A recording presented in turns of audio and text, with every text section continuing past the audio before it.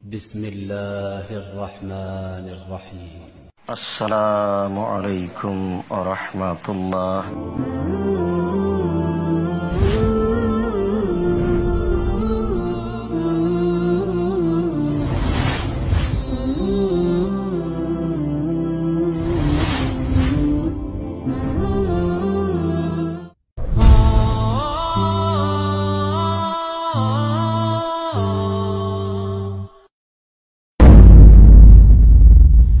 আল্লাহ গানের দুশমন।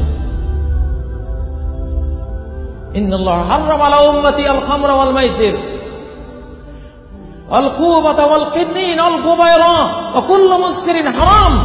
আমার উম্মতের জন্য আল্লাহ তাআলা হারাম করে দিয়েছেন মদ, জুয়া, ঢোল তবলা, বাঁশি, মদ, মাদকতা সব হারাম করেছে। শিল্পীতে দেশ ভরে গেছে এসব গান শিখি।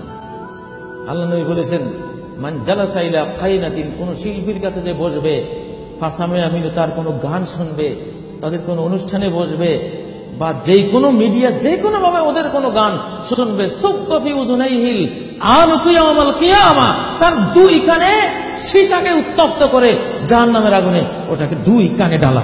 শোন, তোর গান ভালো লাগছে না, সিরিয়ালের গান, তোর এখন গান শোনে একেবারে সীসাকে জাহান্নামের আগুনে গরম করে দুই কানে ঢেলে দেয়।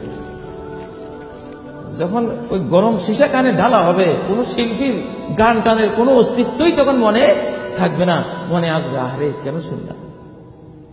আল্লাহ তাআলার কাছে আপনারা গান বাদ্য বাজা থেকে তওবা করুন। নবীজি বলেছেন, মান মাতা ওয়া ইনদাহু জারিয়াতুন মুগান্নিয়া ফালা তুসাল্লু আলাইহি, যে মরে গেল তার কাছে একটা গায়িকা আছে, শিল্পী আছে, যার গান শুনছে, তার জানাজা পড়ো না, তার কোনো জানাজা না।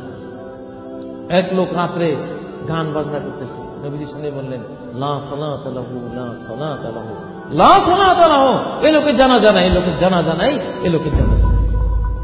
আল্লাহ তাআলা আমাদেরকে এসব পাপাচার থেকে, পাপাচার প্রতিরোধ করে ভূমিকম্প থেকে বাঁচার তৌফিক দান করুন। Please subscribe my channel.